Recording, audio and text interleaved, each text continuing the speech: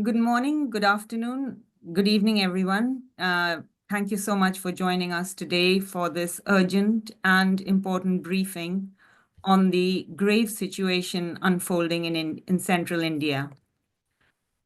My name is Lotika Singha, and I represent International Solidarity for Academic Freedom in India. I'm just noticing that I'm recording, but the speaker view is giving me something else. So maybe I will just go to multi-speaker. Thank you for attending this urgent and important briefing on the grave situation unfolding in central India. My name is Lotika Singha, and I represent International Solidarity for Academic Freedom in India and London Mining Network. As I mentioned at the start, the session is being recorded and live streamed on Facebook, so please keep your video off if you need to. We have disabled the chat, but you can message us if you need to, and you can put questions in the Q&A box for questions, and we'll endeavor to answer them after the presentations. I'll be moderating today's session, and I'm honored to introduce our four speakers. Bela Bhatia, a human rights defender and lawyer based in Bastar. Professor Hargopal, senior activist and vice chair of the Peace Dialogues Committee. Binota Moidhamai, Asia expert member of the United Nations Expert Mechanism on the Rights of Indigenous Peoples. And Anna Celestial, acting national coordinator of the Kalikasan People's Network for the Environment and Southeast Asia Regional Contact Point for the Yes to Life, No to Mining Network. Each of them brings crucial insight into understanding what we are witnessing today, a concerted and violent assault on the indigenous Adivasi communities in the Bastar region of the state of Chhattisgarh, central India. This region is home to approximately 2.7 million people, two-thirds of whom are its Adivasi communities, including the Gond, Maria, Halba, and Muria. It is a region of extraordinary ecological richness, spanning over 33,000 square kilometers of forested hills. Under that land lies immense mineral wealth: coal, iron ore, tin, gold, and rare minerals like corundum. Bastar's Adivasis hold constitutional rights to their lands and forests, including the right to free, prior, uninformed consent. But in reality, these protections are no match for the state's appetite for extraction. In 2023 alone, Bastar generated nearly half of all mineral revenues in Chhattisgarh, a staggering $153 million US, while remaining amongst the most economically marginalized regions in India. A marginalization that is not accidental. It has a long and violent history. But Bastar also has a long living tradition of resistance, including the 1910 Bhumkal uprising against the British to today's ongoing struggles against displacement and state militarization. This resistance in defense of Jal Jangal Jameen, that is water, forests, and land, has manifested in diverse forms, from mass public protests and democratic mobilizations to, for many, the decision to join the armed struggle led by the Communist Party of India Maoist, which has been active in the region for over 4 decades. Professor Hargopal will speak more about this. More recently, a powerful wave of peaceful youth-led mobilizations also spread across Bastar. Bela Bhatia will speak more about these and the brutal repression they faced. Let us be clear here, though, that the Indian state is not confused about the socio-political roots of Adivasi resistance. It has chosen to respond to all forms of dissent, armed or peaceful, with the same strategy: militarization, criminalization, and brute force, all under the guise of doing counterinsurgency. This relentless state repression includes routine harassment, extrajudicial killings, mass sexual violence, illegal detentions, and also aerial bombings. As of now, reportedly, Bastar has about 300 security camps, some just 3 to 4 kilometers apart, with 1 security personnel for every 9 civilians. Since January 2024 alone, over 400 killings have been reported, many of them confirmed as extrajudicial executions of civilians as well as insurgents. On 1st January 2024 itself, 6-month-old baby Mangali was killed during indiscriminate firing by security forces in Mutvendi village. Bela Bhatia will speak more about this state violence as well. But please keep in mind that it is not new. In 2005, the state-sponsored militia, the Salva Judum, meaning Purification Hunt, unleashed hundreds of killings and rapes and burned over 300 villages across Bastar, after which the state continued to expand its militarization of the region. Today's scale of assault and total media blackout, however, make this moment even more dangerous. It is happening despite recent calls for peace. In April, the CPI Maoist called a unilateral ceasefire and expressed willingness to hold unconditional peace talks with the Indian state.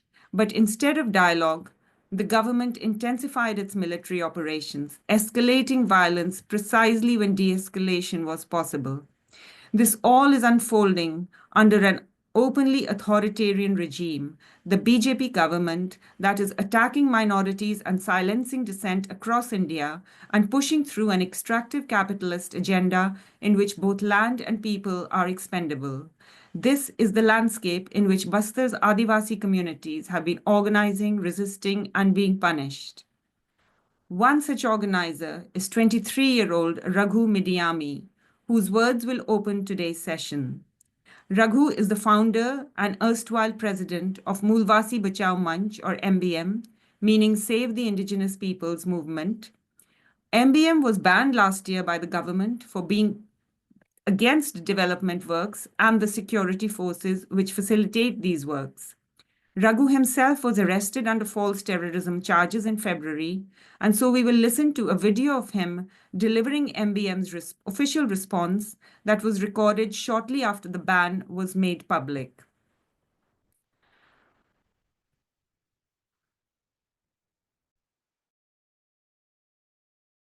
ये जो प्रतिबंध डाले हैं ये गैर कानूनी का है, क्योंकि हमारा जो संगठन है ये जल जंगल ज़मीन को लेकर लड़ने वाले संगठन है और खुला लड़ने वाले हैं।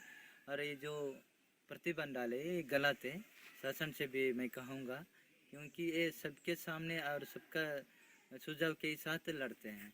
और दूसरी बात है कि हमारे जो मूलवासी बसाव मंच के कार्यकर्ता जो प्रतिबंध लगने से पहले जो गिरफ्तारी किए हैं, जेल भेजे, उन लोग को निशस्त्रीय करे। और दूसरा है कि हमारे आदिवासी लोगों का जो भी ये मांगे उसको मतलब हल करे, समस्या हल किया जाए, जैसा स्कूल, हॉस्पिटल, आंगनबाड़ी, ये सारा चीज़ है। और जहाँ जहाँ घटना हुआ उसके संबंध में भी हमारे मांगे उसको भी हल करे किया जाए। और जो बस्तर में जो हमारे आदिवासी लोग के ऊपर हो रहा है वो समस्या कभी हल मतलब समाधान नहीं हो सकता है, घटना घटते रहेगी, बढ़ते रहेगी। तो है ये कि अभी जनता बोल रही है कि इस तरह का जो संगठन को प्रतिबंध नहीं करना चाहिए।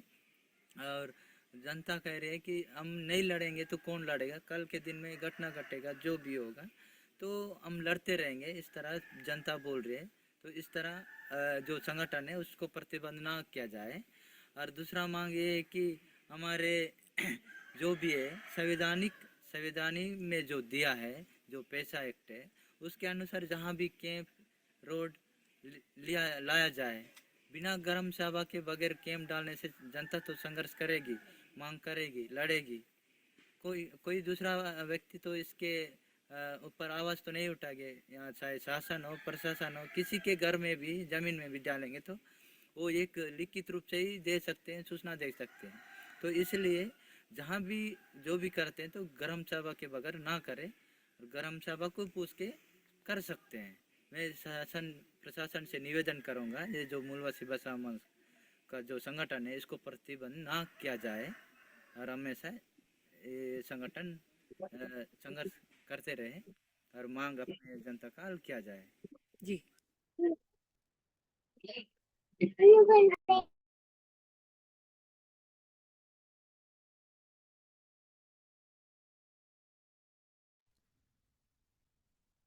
Thank you for playing that, Garima. I will now request Bela to speak on the patterns of state-inflicted violence and legal violations that you have been documenting through living and working with the people in Bastar. Bela?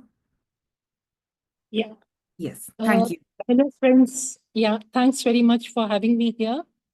Lotika, I'd like to request you to please tell me if I'm,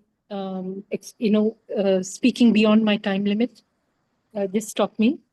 First of all, I'm glad that we started with Raghu, and I was at the time with Raghu. I had recorded this particular statement because Would you we like were to start there. would you like to start your video? Sorry, Bela, I just noticed. Okay. Yeah. I mean, if it's okay with you, yes. Okay. So friends, first of all, I'm glad that we started today with Raghu's statement. This was in October or November, I think 24, and we were in the village when by chance Raghu learned, that the MBM had been banned, because in the villages the signal is often very poor, and he had gone to receive some calls, and then he came back and with a very grave look, and he said, this is really bad news, and this is what he had conveyed. And as other legal friends, lawyers will point out, I'm missing the exact dates, but they had learned about this whole thing a few days later, than the notification about the ban, and no serious attempt had been made by the government to communicate it to them immediately.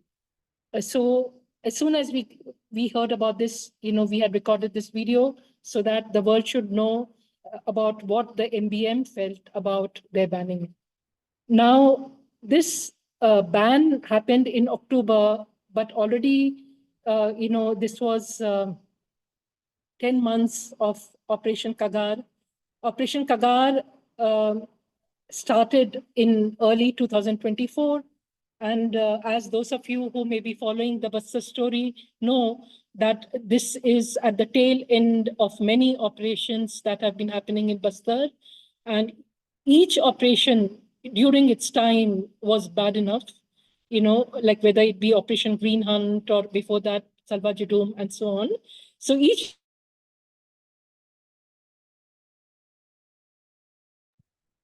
Bela, we seem to have lost you. Do you want to switch off your video then? time it was bad, and this time now we have. Amit Shah said that we are going to wipe out the Maoists by March 26. And soon, very, very soon, from January 1st, in fact, 24 onwards, we have seen a very intense, phase of counterinsurgency. When I say intense, what do I mean by it? So what I mean is that during this phase, we have seen continuous, simultaneous, large-scale assault. Now, simultaneous, when I say it, I'm basically drawing your attention to the different districts of Bastar, where we have been hearing about news from Sukma, from Bijapur, from Dantewada. So it's continuous. So, and then these are large scale incidents. And then often we see that this doesn't just involve the Chhattisgarh forces, but it also involves the bordering forces. So it involves forces of Telangana. It often involves forces also of Maharashtra. Now, how has this continuous and very intense counterinsurgency, how has this been possible? Now, this is of course not possible. Just it has not happened suddenly, as pointed out earlier. This is it is coming after years of counterinsurgency, and after this has been made possible, especially due to the extensive militarization that has been happening in the area all along. So even in all the preceding years, we have been seeing how there are new camps coming every day in these parts. Today, exactly how many camps are there, we don't really know. But roughly, I would put that figure to be at least 250 or more. Now, when I say camps, what do I mean by that? So basically, these are security camps, and they house the paramilitary, the central paramilitary, which is called the CRPF. Besides that, you have the commando force, which is again the CRPF commandos. They are Cobras. Then you have other forces, which are state forces, like the district reserve guards are the largest in number. You have the STF, you have the Bastar battalion, you have the Bastar fighters. So like that, you have many different type of forces that are there in Bastar today. Exact numbers in terms of exact number of booths on the ground, again, we don't have exact figures, but one could very safely say that it is at least 100,000, if not more. Now, they have been able to do these operations because these camps are now located every 2 to 5 kilometers in the conflict zones. You find these camps. And these camps are combined with the whole road network, which they have also been building these roads and really, wide roads. So therefore, with their vehicles, they are able to reach these places very fast. And now every 2 to 5 kilometers means that in a place like Bastar, which is not very densely populated, according to one estimate of a fact-finding report last year, for every 9 persons in Bastar, you have 1 security personnel. So as far as these camps are concerned, they have their numbers, they have advanced technology, they have drones, and lately they have also been using in the latest, this big operation that has been happening since the 21st of last month, of 21st of April, in the hill range of Karegutta, which is spread over parts of Bijapur district and the adjoining Telangana district. You find that in the Karegutta hills, even MI helicopters have been used. Now, these MI helicopters are Air Force helicopters, and they have been used, the government says, to drop water, to drop food for the Jawans who are in large numbers. I mean, there's no exact estimate again. Exact numbers are not known, but anything between 10,000 to 20,000 Jawans have surrounded this entire range. So these MI helicopters are also armed. They have an armed capacity. And there was talk at one point that they were also using the armed capacity besides, dropping this water, etc., for the Jawans. So on the one hand, therefore, you see that you have this very, a state which has very high, has advanced weaponry. And, this has been made possible due to, alliances with Israel, for example, which goes back many years, where Israeli armed forces of the IDF, they were even training our people here. And then, there has been exchange of, in terms of weapons supply, and there is and surveillance. Like you must have heard about Pegasus and how Indian government has also used Pegasus from Israel.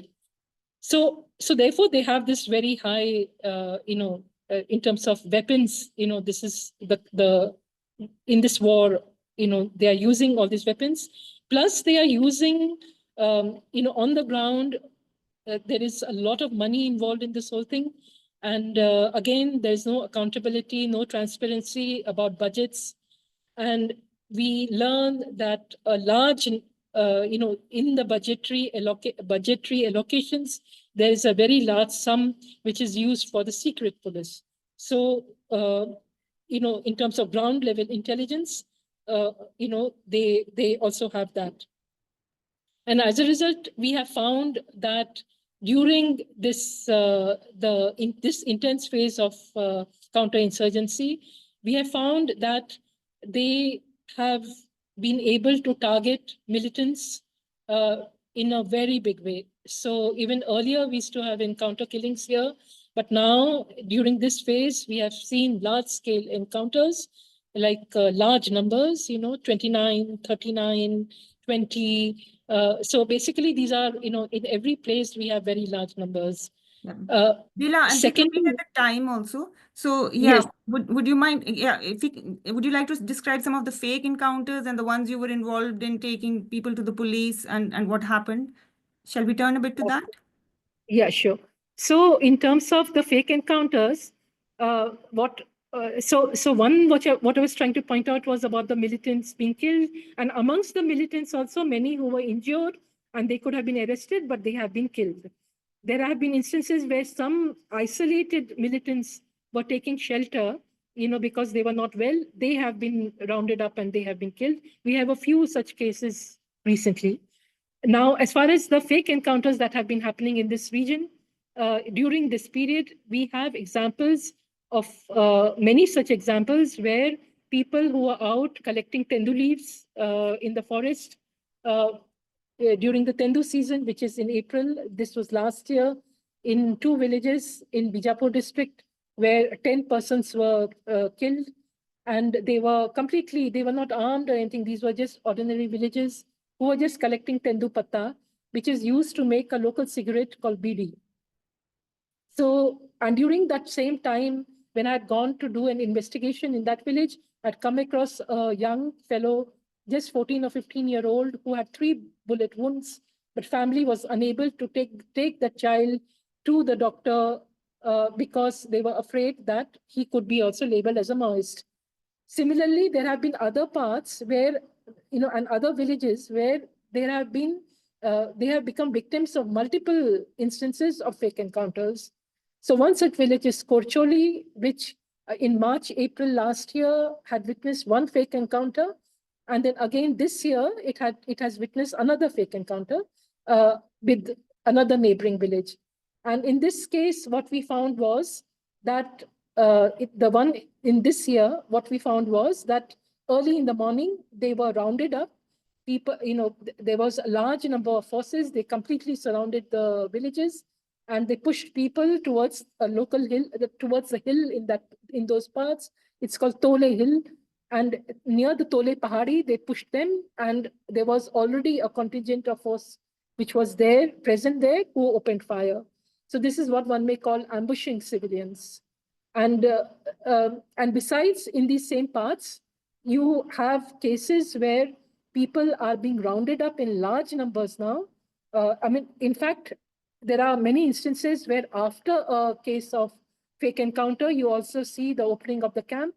In Mudvendi, where Lutika, you mentioned about the 6-month-old child who became a victim of a bullet fired by the police on the 1st of Jan last year.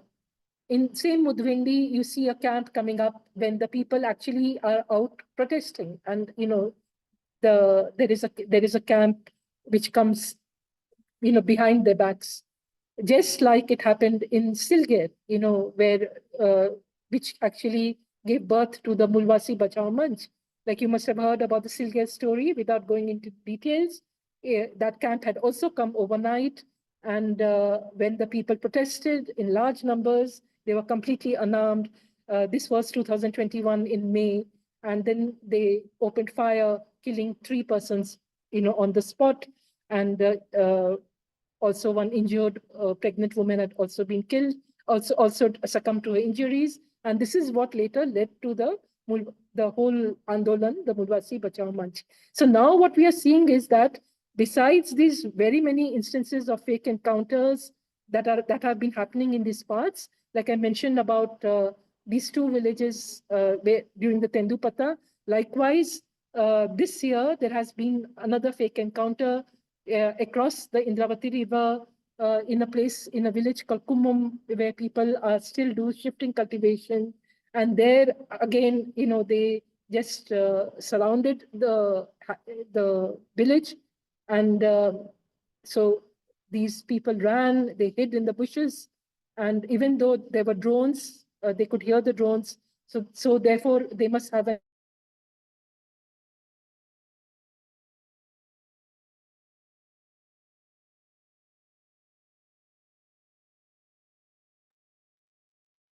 Bela, we can't hear you right now. I'll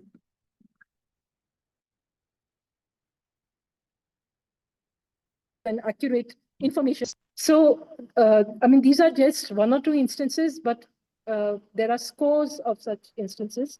There are scores of instances where children have stepped over leftover ammunition, and they have died as a result. And also, of course, there are cases of civilians who have stepped over IEDs, which have been planted by the Maoists mostly, and who have lost their limbs. Incident which happened just a month ago, which we all, where the victim we all know her very well, is somebody called Saraswati Oyam, who was actually an activist with Mulwasi Bachao Manch, and she was also in the Mahila Adhikar Manch. And after the banning of the Mulwasi Bachao Manch, Saraswati and others were still working in a local area under the banner of the Mulwasi Bachao Manch. And she had gone to the river in the morning to wash utensils. And on her way back, she stepped on a pressure IT and she lost a limb. And only just 2-3 days ago, she has been able to, finally go back home with, amputated limb, unfortunately. So these kind of, instances have been there. And Bela, yeah. So we'll if we wrap up now, but can you mention the rewards also as well? yes. So now what is happening is that in these large scale, killings that are happening, the government in their press releases, they often mention the rewards. Each person who's killed has, they may say that this one is a 25 lakh person or 20 lakh award and so on. Now, according to the latest, the government policy, the Surrender policy itself admits that, this reward money is, I mean, this is local knowledge, and police used to admit it even earlier, that basically this reward money is divided amongst the police force, who have been part of that operation from top to bottom. So, which is actually, an incentive to kill. And this has been happening quite openly. And in the past, during our human rights work, we have demanded that these kind of lists should be made public about, kiske upar, who has what reward on them, but they have never been made public. So right now the situation is this, that as far as resistance is concerned, there is basically no democratic space available for anybody here. Everybody is labeled as a Maoist, whoever dares to protest. And as far as the Mulwasi Bachao Manch is concerned, even before the banning, many of its lead members had already been arrested in many Naxali, in fabricated cases with many under sections which they usually use in Naxalite cases. So there are something like maybe 30, 40 such activists now who are, behind bars. And besides them, of course, there are many others in Baskar who are ordinary Adivasis who are in these fabricated cases behind bars. And right now, roughly 4,000 persons are in Bastar jails, under these kind of fabricated cases. Thank you, So, Bela. yeah. I'll stop you here just because of time, but I Yes, know there yeah. is so much more that you can talk about these I'd violations. like to just add just one line, Yes. which is that we all understand, as people who are working locally and who are observing the scene for a very long time now, that whatever is being done, the militarization, it is being done in the name of Maoists. And of course, that is part of the story, but that is not the whole story. The whole story is mining, that, they are doing it for corporates, and they are using corporate money. So they have a lot of money basically for this whole thing. And it is for whatever is being done for corporate interests. Thank you so much, Bela. Really, really appreciate your being with us. You're talking all this and telling us of these devastating realities of what it is like to be an Adivasi in Bastar and also for yourself to work with them. Thank you so much. I will now invite Professor Hargopal to elaborate on why and how we have reached this stage of human rights violations by the state in the name of development and security, as and the mining interests, as Bela has just mentioned. Please also reflect on the history of resistance struggles in the region, the state's response, and the role of civil society, including past efforts towards peace and dialogue, and the current escalations of state violence that is happening despite the CPI Maoist unilateral ceasefire appeal. Professor Hargopal. Thank you, Lotika. In fact, this story is now almost well known that the development model that India adopted, I think intrinsically violative of rights. It's the sad part of the story is that the tribals of this country or Adivasis of this country have been living in the areas which are endowed with very rich mineral resources. That has been literally, their tragedy. This story goes back almost 200 years. Ever since East India Company entered the Adivasi areas, there has been a resistance. 150 years back, see the, Birsa Munda, recently, it completed 150 years. And see this, this struggle, even if you look at the other struggles, Sitaram Raju, it was 100 years. Then Komaram Bhim, these rebellions were there throughout the history and during the freedom struggle on parallel lines, there were tribal struggles to protect their resources, protect their way of life, protect their dignity, protect their autonomy. And they have been literally self-governing institutions. They have been very self-governing, some people. Now, because of those struggles, Constitution of Oye, es India, que falta mucho para que empiecen las clases, ya faltan. Constitution of India has incorporated Schedule 5 of the Indian Constitution, which almost acknowledges and gives the rights to the tribals to govern themselves. And the state cannot enter the tribal areas without prior consent of the tribals. I mean, almost this has been considered. But while Constitution of India has, has incorporated, has given this right, but the exploitation of the forest resources continued, and the tribal struggles continued. I mean, even after independence. As a result, the state has been using carrot and stick. While they use the security forces, they were also conceding some rights. So we have SC/ST right, atrocities, then we have PISA, then we have 1 of 70, then we have Forest Rights Act. We have series of, acts which have guaranteed the rights, but at the same time, the state has been using these because there has been a resistance because that child, who, in the initial, in the beginning spoke, he said, we want a hospital, we want schools, we want, and he thinks that development means, a better life for them. But now you subvert their way of life and, you go for, mineral resources. This started with the neoliberal model of development and Chidambaram, Manmohan Singh, Congress party started Salwa Judum, when there was a kidnap in Chhattisgarh. I myself and B.D. Sharma, when we went there, in fact, the tribals were narrating the atrocities of this Salwa Judum, against which, Nandini Sundar fought, and finally she got a judgment from the Supreme Court. But the atrocities were unbelievable. The way people were burned, the people were, their hands and legs were tied, they were thrown into a burning house. I mean, any number of course, a woman's story is much more tragic. So this continued.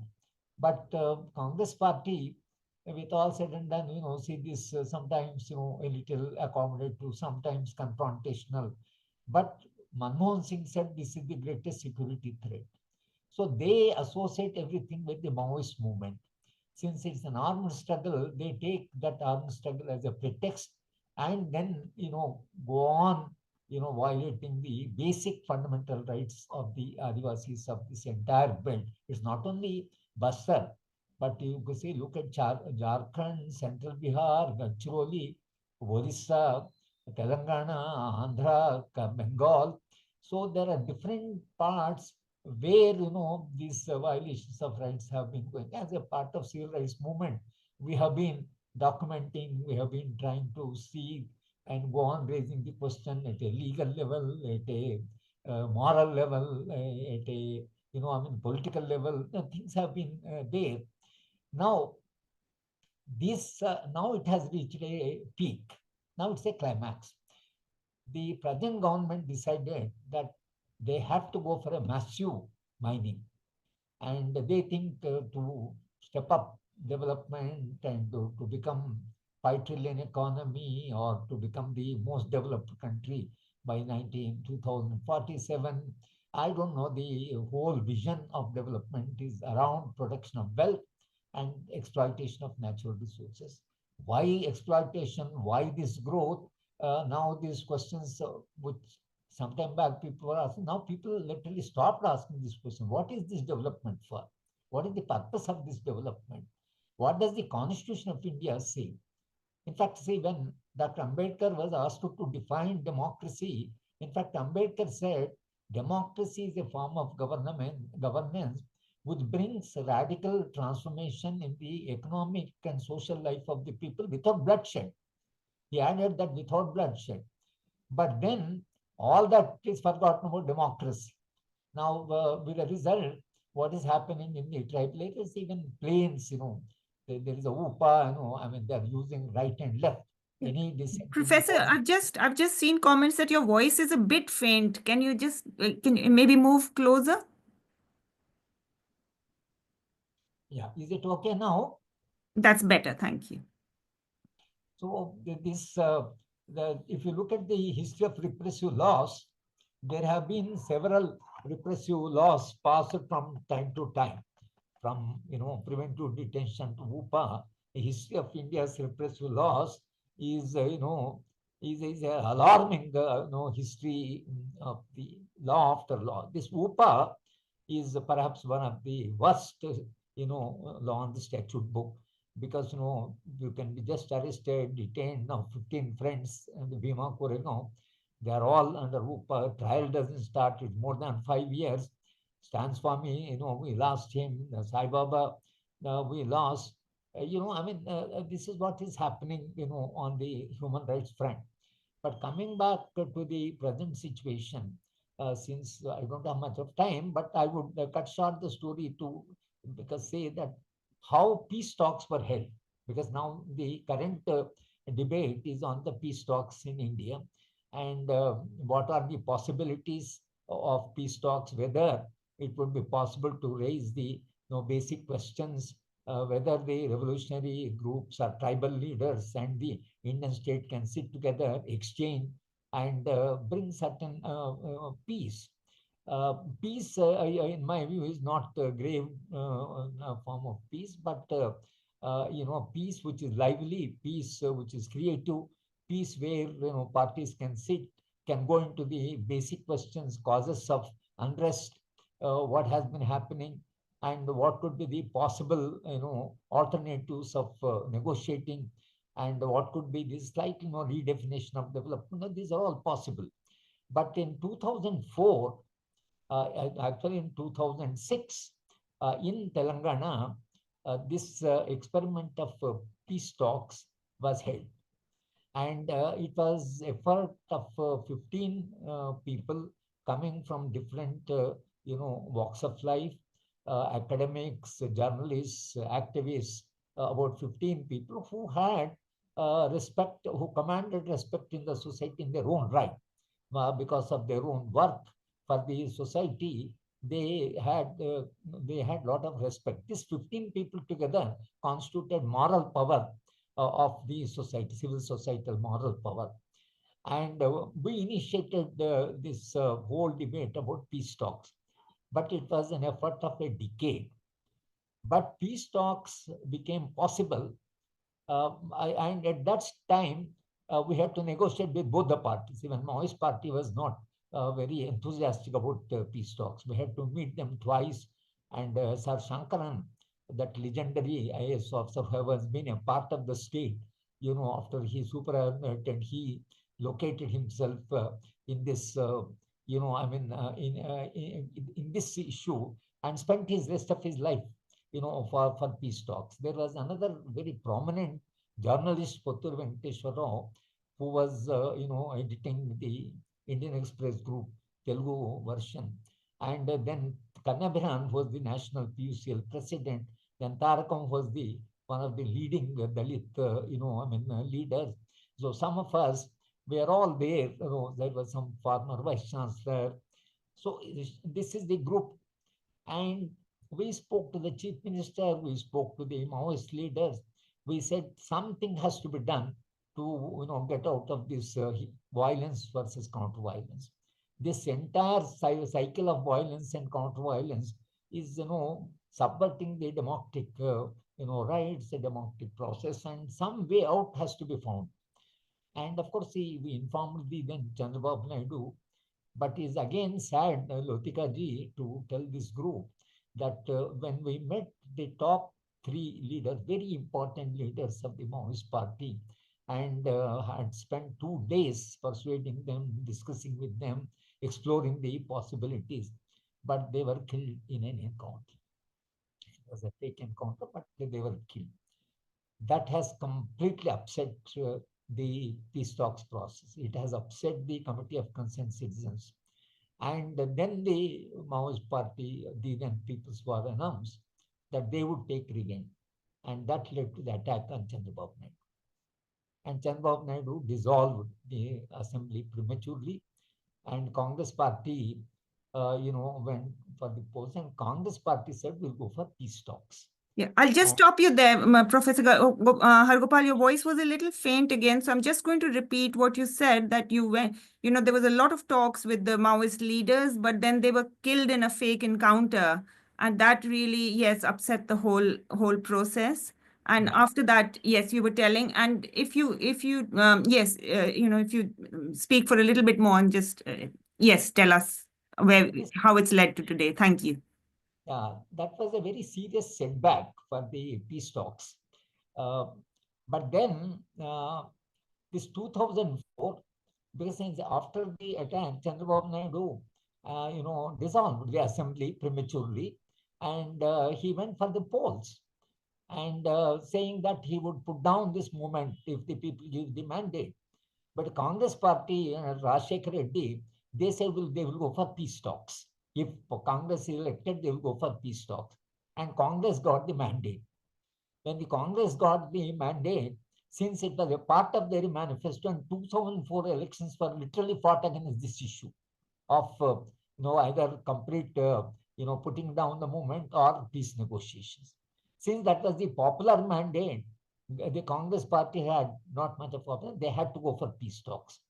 And therefore the Maoist party came to Hyderabad. They were the guests of the government. The 4 days the talks went, first 2 days, and they raised the questions of land reforms and democratic rights, model of development. So they raised some of the issues and asked the government what exactly the stand of the government on land reforms. Then, of course, the government said we have a land ceiling. But then they said, why there is a Congress? They brought the entire statistics.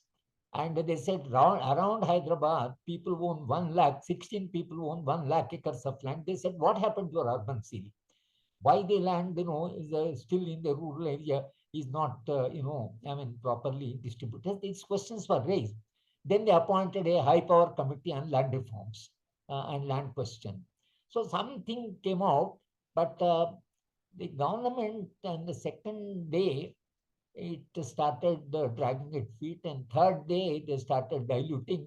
And the impression was that they were no more interested because there was a lot of pressure on the government not to continue, because the contractors, the land grabbers, and the money launderers, this entire class, which now has become important, not only in Telangana politics, even in Indian politics, this mining class, this in the whole class is not a manufacturing class.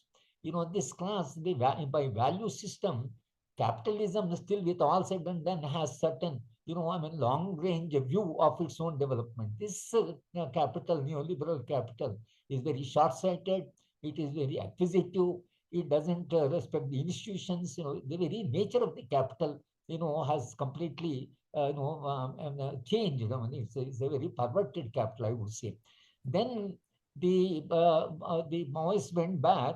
After maybe about 10 months, we had complete peace. No killings on either side and all that. But then again, the cycle of violence started.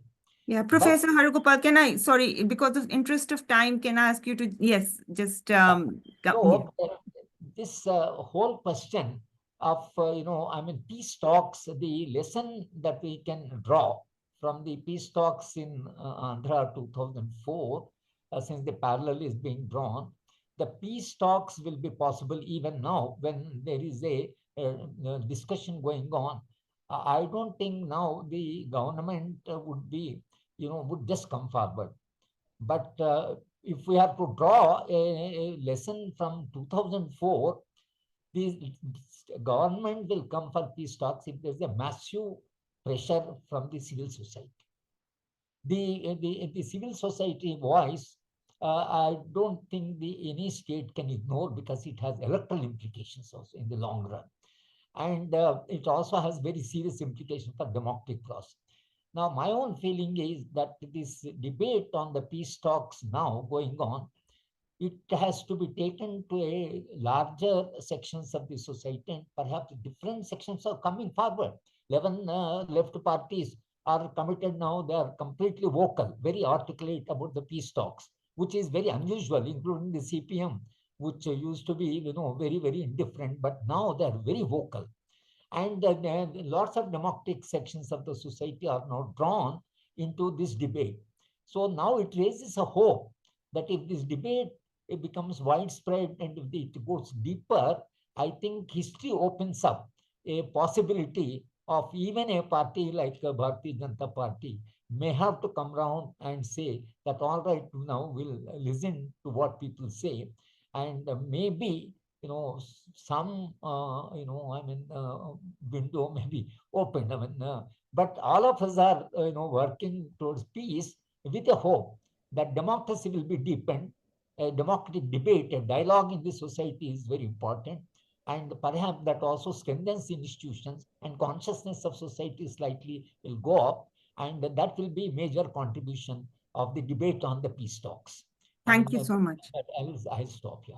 Yeah, thank you. Sorry, I interrupted you, but I think you were finishing there, isn't it? And on a message of hope, and you said, and us getting together here today is part of that broader pressure of civil society, like you're saying. And we should thank you so much for being with us today and telling us about this, that there's nothing inevitable about this violence, indeed. And the state is making a choice to militarize rather than to negotiate, but with civil society pressure, that could be changed. I will now invite Binota Moidhimai to speak. After these detailed and disturbing accounts of ground realities, as we've heard from Bela, and the issues that came up in the peace talks, as we heard from Professor Harugopal, we turn to you to help us situate this crisis within the broader international, indigenous, and human rights frameworks. As an expert member of the UN Expert Mechanism on the Right of Indigenous Peoples, Binota, you bring a crucial perspective on how this situation resonates with the global patterns of state violence against indigenous communities. We look forward to hearing your reflections on the roles of institutions like United Nations and the wider international community. Binota, can I hand over to you? Thank you.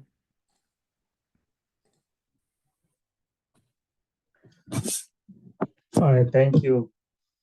Good evening from my place. And thank you for having me, and thank you for this opportunity. Actually, I was listening and also reading some of those documents that you have shared along, also in the newspaper. Listening all of those, I don't know where to start. You may have a lot of expectation that I say about this international human rights mechanism perspective. But let me start also by acknowledging all the hard work you have been doing, including colleagues,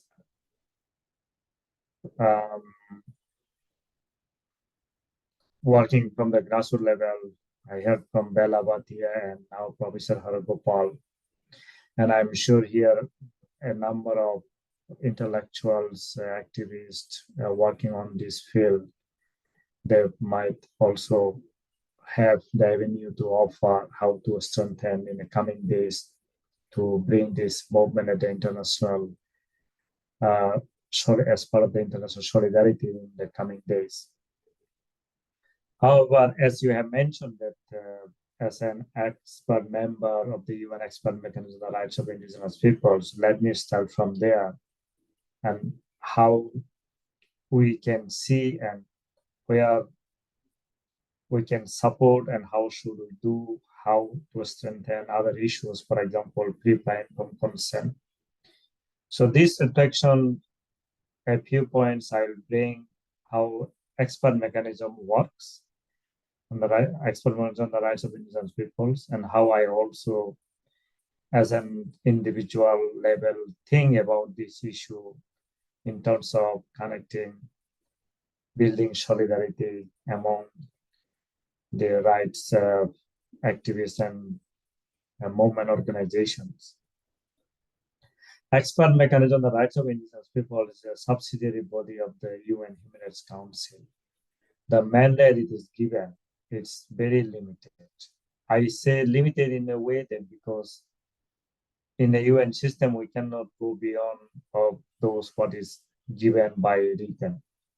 So our mandate is basically to advise the member states on the implementation of the UN Declaration on the Rights of Indigenous Peoples, and also facilitate indigenous peoples, states, other entities where it is necessary to build collaboration or to support in terms of minimizing any conflict or anything that is needed for the mediation.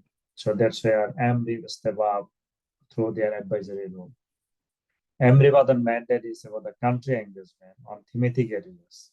Country engagement, it has to come specifically through the indigenous peoples organizations or any collaborative entities or member states or any member states government agencies, whoever want to engage with the expert mechanism to get advice, seeking the advice from the EMRI in line with the international human rights framework, particularly on the UN Declaration on the Rights of Indigenous Peoples. Now the question is,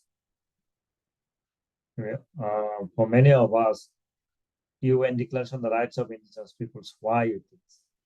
From our perspective, this is because one of the international human rights instruments that has been developed and adopted by the UN member states through the negotiation of the indigenous peoples almost 24 years. It is an international instrument that built through the negotiation, through the dialogue, through the understanding, trust, and good faith between the state and indigenous peoples. Every single provisions of the UN Declaration on the Rights of Indigenous Peoples that instrument the international human rights law, UN Charter. Now, member state, for example, India itself also bound to the UN Charter and other international human rights law. Our role as a mandated body is wherever needed or wherever it is appropriate, when we receive any request from the indigenous organizations or member states through the country engagement request, we bring this attention to the government through our country engagement, through our analysis. We provide advisory note to the state. So that's what we do. Now, one of the most important provisions of the UN declarations, even I think it's the international human rights norms now, free, prior, and informed consent. It's a right. It's a rights of the peoples that we have seen now many multinational companies, corporate agencies, or corporations. They also talk a lot about this free, prior, and informed consent. Very recently in the UN Permanent Forums, one of the biggest conversations I have observed that this is about talking about free, prior, and informed consent of indigenous peoples, any activities, including any development activities on their land and territories. Now, Basta regions, there are the regions you have a village council who has self-governance rules. Through this self-governance, it's an opportunity also that they have their own self-determination system within their own territory. And also one of the most important elements that you have the consent through the village council. Any activities that take place, those region, those area inside of the village, of their territory, the consent must need of the village council. That's also in the law. That's what I have heard in some of your conversation. So this is actually also aligned with the international human rights law. Free, prior, and informed consent. Any activities takes place, including, for example, militarization. UN declarations article 31 clearly stated about the demilitarization on indigenous people's land and territory. UN declarations article 3 when they talk about the self-determinations, but article 4 again, it's recognized when indigenous people's self-determinations would like to enjoy, it comes through their own self-government system and through their autonomy. And now Article 5 also clearly stated of the UN Declaration, Article 5, that these autonomy self-governments will be implemented through their own means of their internal economic, political, social, cultural institutions when we talk about the self-determination. So when we talk about the free, prior, and informed consent, when we talk about the militarization, this all issues has to come through their own self-governance system, through their consent. So what is painful that member states adopted these UN declarations, but when it comes to the implementation at a domestic level, they don't really respect these international human rights instruments, and they don't uphold their obligations as a state to respect those international human rights law in instruments. For example, this UN Declaration on the Rights of Indigenous Peoples case. And many problems, many conflicts could be resolved if this human rights framework would be implemented or taken into considerations by the state apparatus bodies. Unfortunately, what we have been observing these days, these international human rights laws and instruments are not taken into considerations, even not being respected in most of the states, particularly the powerful states. So what I see, this is the political will, the lack of political will of the state. Everywhere we see, even in the United Nations, they come and talk a lot about development, social economic development, or connecting to the human rights, all this is bad. But when it comes the political will on the ground in terms of respecting the rights of the indigenous peoples, for example, now Basta region, you have the village council. The information I have received, the information I have heard from different actors, different right holders group, it has not been respected properly. So this is, in a way, this is actually when they talk about respecting international human rights law in an outside context, but they are not respecting internally what the peoples within the state mechanisms that they deserve. So this is one of the examples, and also very sad to say this kind of this kind of things like violations of the human rights, even though they talk about a lot outside of the country that they are promoting human rights. So this is one my observation in whole regional perspective. So now what we could do actually. I know there is a lot of challenges, particularly the civic space are shrinking. There are a lack of political will. Now, how we can build a political consensus build? This is the thing. Political consensus building on the issues that we really want to achieve. It could be domestic level, it could be international level. So how we can build this consensus to achieve our goal as a rights holder or defending or protecting the rights of indigenous peoples. Say now, for example, the Basta regions, they are facing gross and systematic human rights violations in everyday life. They're very in the risk. So how we can really protect or defend their rights? Human rights mechanisms cannot do very much because end of the state. But other way around, what would do the building the coalition, the civil society coalition or solidarity movement across the country and the regions and international level, I think that will be helpful. We have many good examples achieving on this.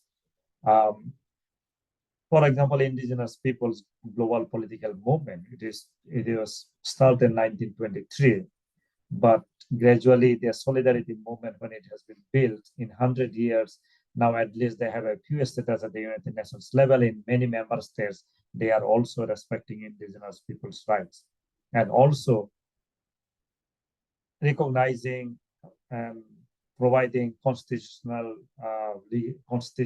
protection and legal framework in many countries as well.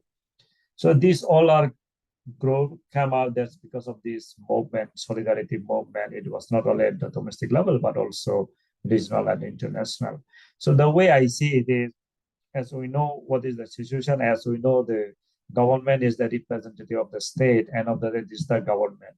Government comes and changes, but the state never changes. How we can then develop in a way a policy that's owned by the state, that it is integrated with the people's expectation. So in this regard, that's what my point is, that how to think about ourselves, I mean, being part of the movement to build the solidarity, engaging with other like-minded organizations is the best way to reach out. And as I said, the limitation of the UN bodies and mechanisms. I will say myself also being an expert member, because I also receive a lot of these human rights violations report.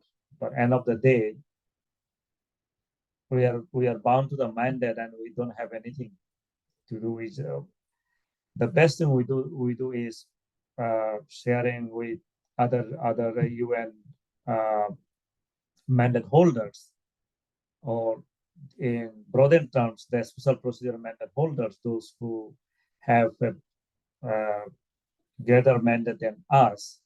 They can easily reach out to the government. They can directly ask the question to the government on any issues that they want to, in line with their mandate and human rights violations. So our cases, maximum level we could do is to reach out or to support this kind of cases, to connect with the mandate, special procedures mandate holders. And of course, other thing is, as part of this advocacy or bringing attention this kind of atrocities and human rights violations, there are avenues in the United Nations, such as the expert mechanism of the rights of indigenous peoples or in the Human Rights Council. But again, if you see the level of participations, you want to participate in the Human Rights Council, you have to have a ECOSOC status NGO. You cannot directly participate or cannot directly submit a report unless you are an ECOSOC status organization. So these are the burden when we talk about the human rights promotion, protection, advancement on the ground. Even we can't really directly engage with the UN Human Rights Council to share the human rights situation on what is happening on the ground. So the thing is therefore, from my point of view, engaging, building the solidarity with the organization, the work on human rights and indigenous peoples at the national, regional, Asia regional and international level. I think that's very much, I will say very much important, and in a way it is also effective. I think I will stop here. There is anything, any questions, I'm happy to share. I know there are a good number of people in this room, and I know some people are here who has been involved long time in this indigenous people's rights movement, in advocacy. Their entire life, they actually dedicated for the cause of their own people, their community. I know some of them in this room. So sharing the knowledge, expertise, experiences will, I think it's important and will beneficial for everyone. So I will stop here, and I'm happy to share anything that you want to know from my perspective. Thank you so much again for this opportunity, for giving this speech. And if there is anything I could support, please let me know. Thank you. Thank you very much, Binota. Thank you so much for telling us frankly how it is out there, and also that Bastar is not just a domestic crisis, it is a systemic failure of international safeguards designed to protect indigenous peoples and their rights, especially the right to free, prior, and informed consent, and the right to live free of militarized dispossession. And thank you for your support and for reminding us that we need all to keep speaking so that we build those solidarities with the people on the ground. So Anna, I would like, please, yes, I will hand over to you to reflect on the importance of defending indigenous and local community struggles against extractive industries, and the ways in which the people's resistance in Bastar resonates with and contributes to global indigenous and environmental movements. Karima, you're sharing the slides, and Anna is going to speak now. Thank you. Thank you, Lutika. And I am honored to be here, especially after hearing powerful inputs from our colleagues in India. I'm honored to be here as a regional contact point of Fiesta Life No to Mining, and also as an environmental campaigner in the Philippines, a country that is also rich in minerals and being plundered by lots of companies. And we also have our own civil war happening. For us, the Bastar struggle, the people struggle in Bastar resonates with our struggles and other struggles worldwide. I'm not sure if the slides I shared is okay. So the key message, my key message for this segment as Fiesta Life No to Mining and Kalikasan is from Bastar to the world, let us unite against mining plunder and state terror. Next, please. So natural resource exploitation is a global crisis with indigenous peoples at the front lines of resistance and repression. My input will be about two main points. First is the urgent need to defend indigenous struggles against resource exploitation worldwide. And secondly, and importantly, the global relevance of the Adivasi struggle in Bastar, India.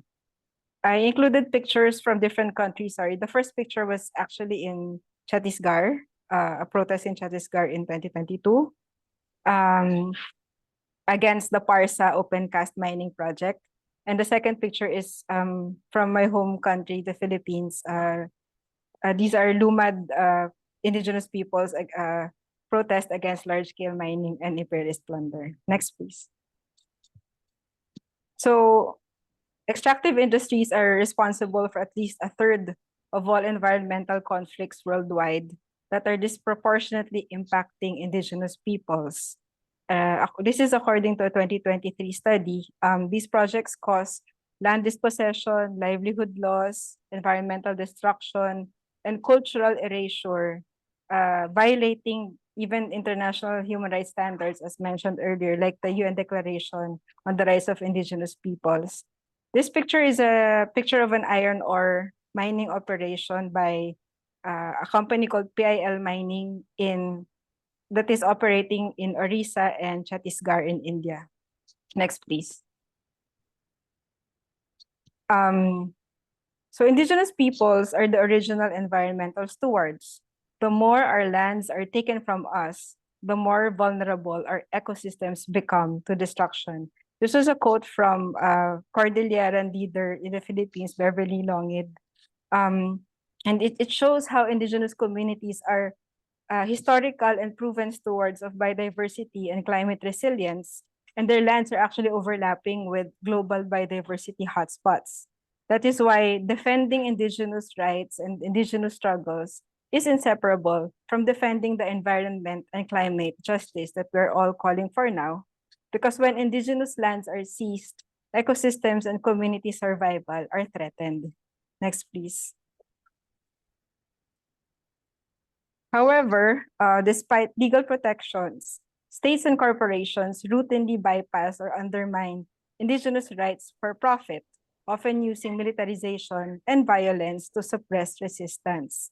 2011 report actually by the UN Special Rapporteur on the Rights of Indigenous Peoples found that the extraction of natural resources is a key cause of abuse of indigenous people's rights. And even if it's way back in 2011, it resonates up until now globally.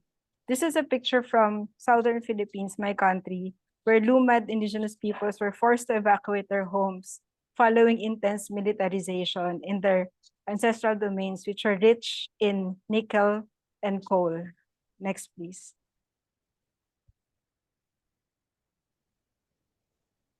And right now, actually, the global rush for so-called transition minerals and green energy is amplifying these threats to indigenous and frontline communities.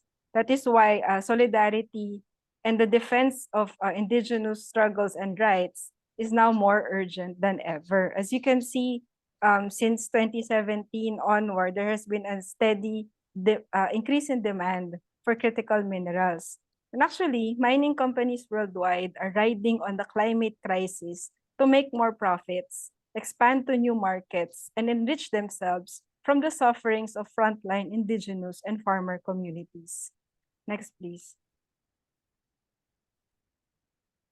That is why for all of us, the Bastar struggle is a global struggle.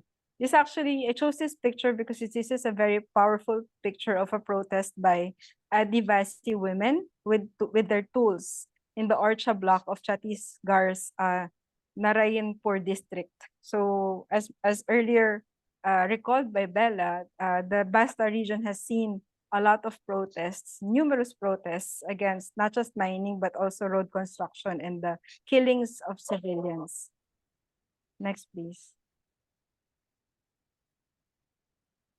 So Bastar is actually a microcosm of the global pattern that we see right now. This is a global pattern of state-corporate collusion, militarization, and the criminalization of defenders, including indigenous defenders, to open their lands for extraction. This is a photo at a protest. This is a photo of Adivasis displaying the bullet shells that was fired by security forces during one of their protests. I think this was already told to us by Bella earlier. This is a good example of how many bullets it takes for state forces to try to silence legitimate and democratic and peaceful protest. Next, please.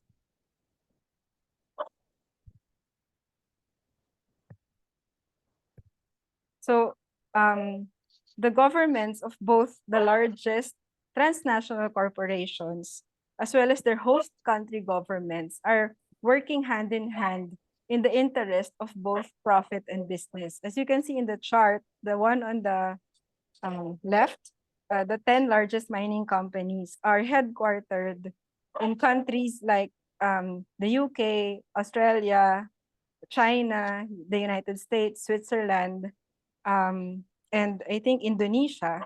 So these are the headquarters of the largest mining companies. And as you can see in the second chart, these wealthy nations who represent only 16% of the world's population are actually responsible for 74% of global excess material use.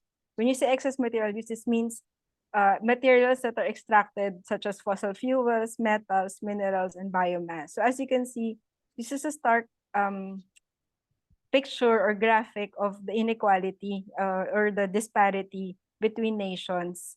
So countries that bear no responsibility for excess resource use suffer the brunt of ecological crisis, climate crisis,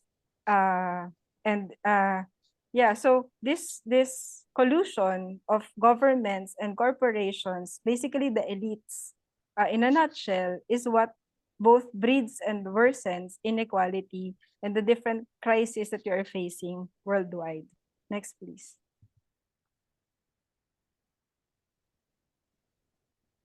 And when we say militarization, the map shows different conflicts around the world, around mineral deposits.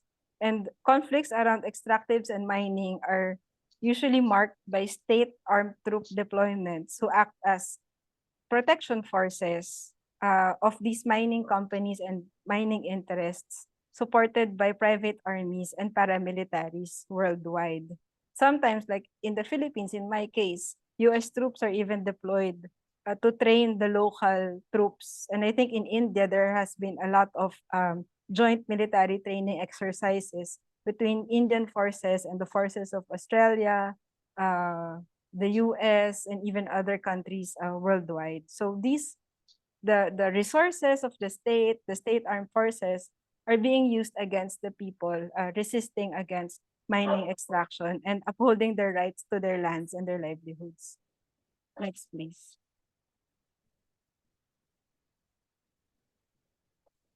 And looking at the bigger picture, this conflict and militarization around raw material extractions is also connected on a bigger level to trade and military geopolitical conflicts.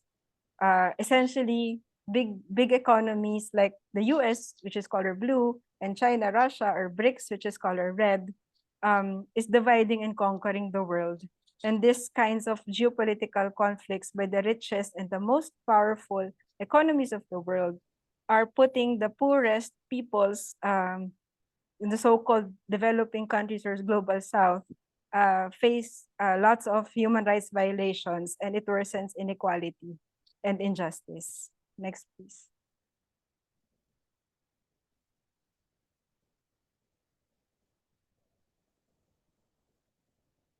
Sorry, can you transition to the next?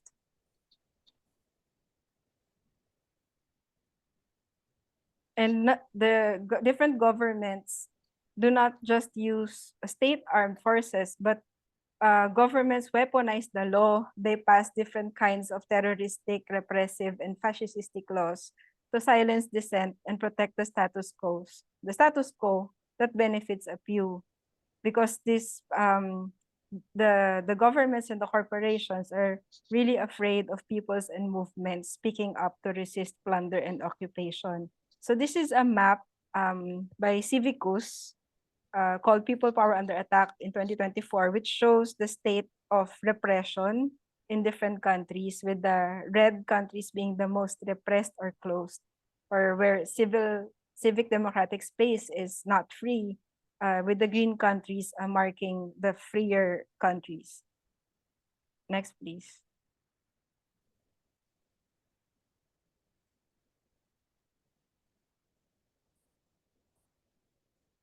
So the Adivasi resistance through sit-ins, legal battles, mass mobilizations, they demonstrate the power and necessity of grassroots indigenous-led movements. Organized, united resistance ensures the sustainability and strength of people's movements working together against mining plunder and state terror. This is actually a picture of villagers at a Madhonar protest site, also in Bastar or Chhattisgarh region. Next, please.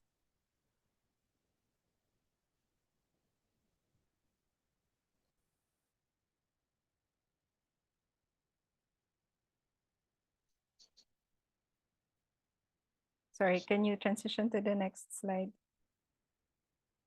So from the local to the international, we need to build global solidarity.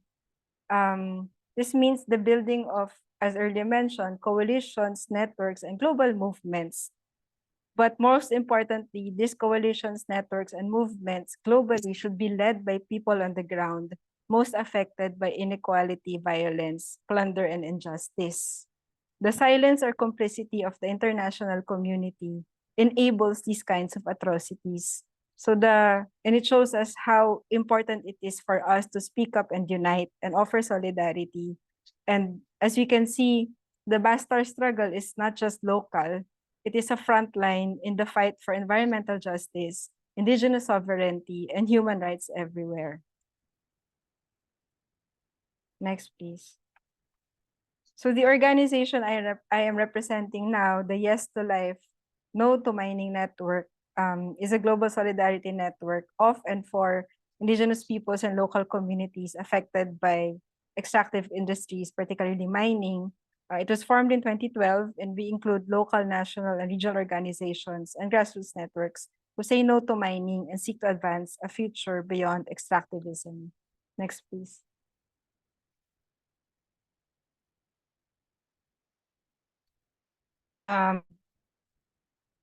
So we stand for collective action for a life-sustaining future. We stand with and celebrate all Earth defenders, and we stand for equality, equity, and justice. We stand against exploitation of people and nature, which includes mining, extractivism, colonialism, imperialism, patriarchy, racism, ableism, and sexism. And we say no to mining and extractivism. We reject all forms of greenwashing by governments, institutions, and extractive industries, including so-called green extractivism, so-called green growth, and certification voluntary standards and related auditing schemes that are used as blanket mechanisms for corporations and extractives to get away with their plunder and injustice. Next, please.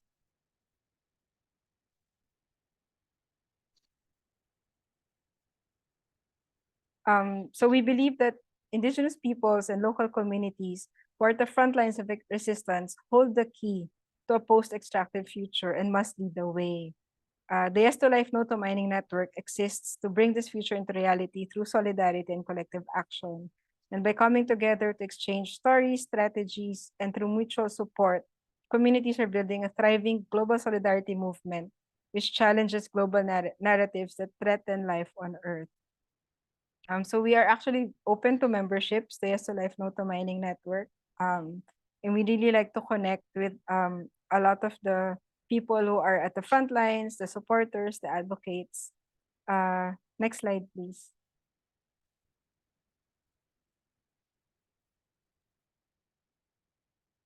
Sorry, can you? So we do this by offering support to our members. We post calls to action. We have a newsletter, action fund, exchanges. And we also issue position papers, and we have a presence and speak in global and regional spaces. We also platform emblematic cases, also through blogs, newsletters, social media, and events. Next, please.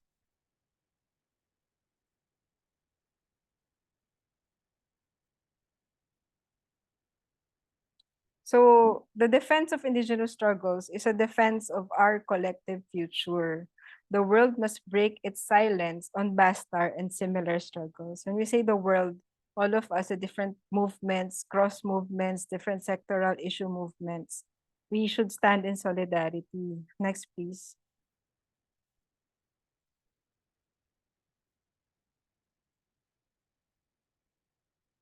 And our call, we should stand in solidarity in the call to end militarization, to halt extractive projects without genuine consent, and to uphold indigenous rights everywhere.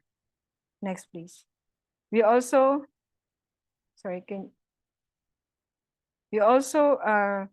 stand in solidarity and stand firm in the call to uphold human rights and international humanitarian law, to end all state terror, and to address the roots of the armed conflict. From the India, Palestine to the Philippines, we know that there's an armed conflict happening, and it's rooted in inequality and in injustice, in colonialism, imperialism, and plunder. So, answering the question that I saw in the Q&A earlier, I think a basic ingredient that has to be there is that both sides have to be serious that they want to address the roots of the armed conflict for any peace talks to really prosper. Next, please.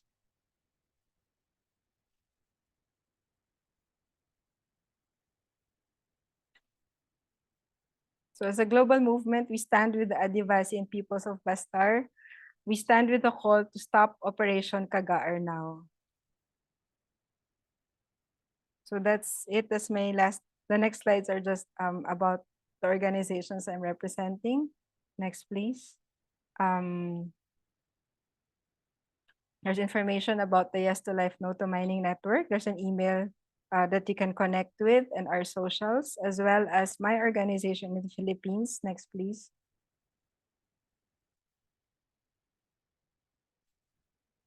The Kalikasan People's Network for the Environment. So I hope this input stirred our resolve to issue solidarity and stand in solidarity with the Bastar people and the Adivasi and other oppressed peoples worldwide. Thank you. Thank you so much, Anna. Thank you for your solidarity, and we extend ours to you, like you said, and all that is important. And that means, even if that means extra time spending, we have to do that, because if we don't, we heard from you, we've heard from Binota, and everybody, that we do need these. We are only able to talk about Bastar in a platform like this, thanks to solidarity with you all. So thank you so much. Can I now ask Tarsila to unmute herself? We are very grateful that Tarsila Rivera Zia, founder of Chirapac, the Center for Indigenous Cultures of Peru, is here with us today, and we'll be grateful for a few words of solidarity. But before we do that, I just want to take a moment to express a heartfelt thanks to the over 50 human rights, climate justice, and civil society organizations, and more than 130 individuals who've endorsed the international statement that was released by INSAF India in collaboration with India Justice Project, London Mining Network, Foundation The London Story, and Indian Alliance Paris. That statement was issued immediately after the Indian government's ban on Mulvasi Bachao Manch, so it was in November last year, we called on the international community to urgently recognize and respond to what was happening in Bastar. The wholesale denial of fundamental rights, the criminalization of peaceful dissent, and the systematic targeting of indigenous organizations and movements under the false guise of national security. If you still haven't read it or signed the statement and would like to do so, I'm not going to spend too much more time on the statement. You can read it there, but we demand the same things as what Anna just said. We demand end of that state violence, and we want a complete, this free, informed, and free, prior, and informed consent is really, really important. And we have the rest of the demands are listed in the statement, but let it be. I just want to say that these are not aspirational ideals. These are binding obligations, which the Indian state is violating with impunity, and it is being violated elsewhere as well. So again, the need for global solidarity is really important. Tarsila is there. Thank you so much. Yeah, thank you. Excuse me. Good night, good evening. I had problem with the microphone, but finally I want to say some words. Principally, receive my solidarity in my condition of president of International Forum of Indigenous Women. Forum is a global mechanism for indigenous women. And in my condition of continental coordinator of ECMIA, is a continental network of indigenous women of the Americas, and Chirapa. Now, I am not a member of Permanent Forum. I am former member. I want to say only that we have, like Binota explained very, very good, we have some mechanism where our sisters and brothers can arrive. I speak Spanglish, excuse me. And I think you need to talk with our actual special rapporteur on rights of indigenous peoples. Dr. Barume is very, very open. I think it's very good to have the opportunity to receive all information, and he can prepare the report for states and for the system of United Nations. The other is to go to permanent forum. As you know, we we can present recommendations, and maybe they will receive the recommendations and send to the United Nations systems. But these are mechanisms of governments, and we need to be very strong trying to speak aloud and building the solidarity to build a peace with our peoples. That's all that I can say. And thank you very much, Binota, for all your explanation about the rights of indigenous peoples is the basic standard for over the world. But I think in this case, we need to use to the ILO Convention, because some countries don't want to consider us as indigenous peoples. But in ILO Convention is mentioned the tribal peoples. Okay, we need to use that kind of instruments. If some country consider the human rights of tribal people, okay, we need to use that instrument too. That's all. And excuse me, I am listening, and thank you very much. I can understand some English, other more with more difficult, but it's okay. If you need that we need to sign the letters or support or some kind of solidarity for international indigenous women, you can send us the information, please. Thank you. Thank you so much, Tarsila. And yes, you were with the UNPFI, and you have given very useful advice regarding the ILO convention as well. So thank you so much for being with us today and for signing up our previous statement. And you have already signed this statement, and thank you for that again. I know we are out of time, but we are still 75 people here. There's a question for you, Bela. Can speakers share precise information on which companies are involved and if any legal actions have been taken so far against them in the region? Bela seems to have dropped out. So I'll go to the next question. Yes, I'll go to the next question. Professor Hargopal, this is for you. What is missing so that effective peace talks can take place? And this is coming from Brazil. So I know Anna also said something, but yes, if you can add to that. Peace talks, is an initiative, in a way, from the society. To start with, because of our past experience, when we took this initiative, the Revolutionary Party responded and said they are ready for peace talks. And now the government has not yet responded, but one of the ministers said, what peace talks? No peace talks, nothing. He's a minister from our state. Yesterday he made this statement, very casual statement. One doesn't know whether that reflects the mindset of the central government, but that's the response.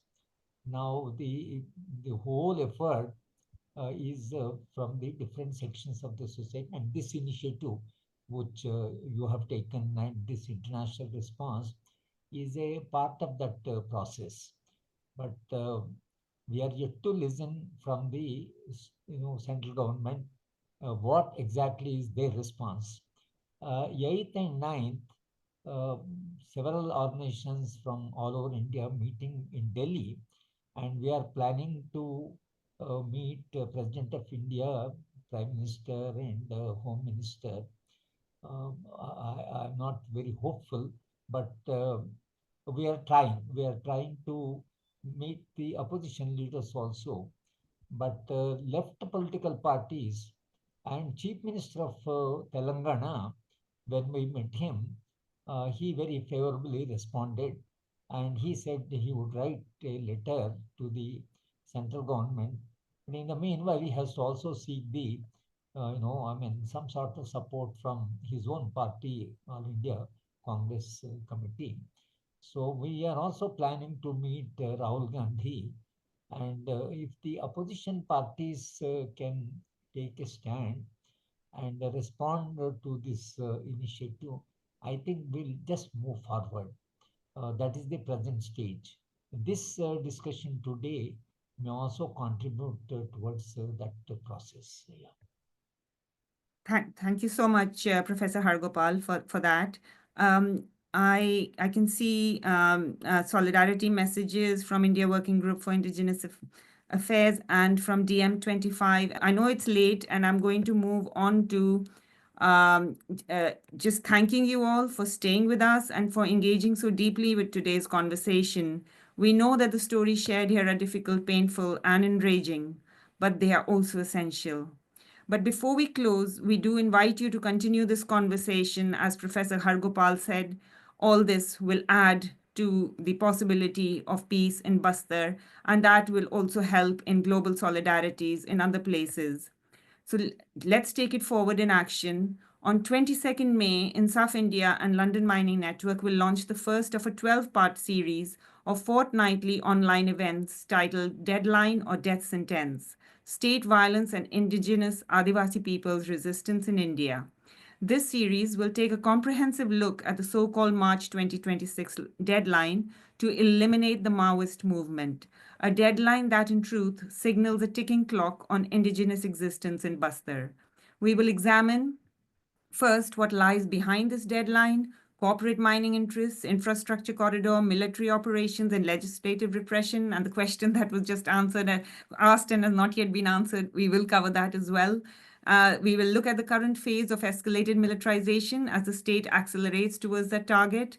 And crucially, what happens after the deadline, what kind of Bastar the state envisions, and what kind of Bastar the people are fighting to preserve.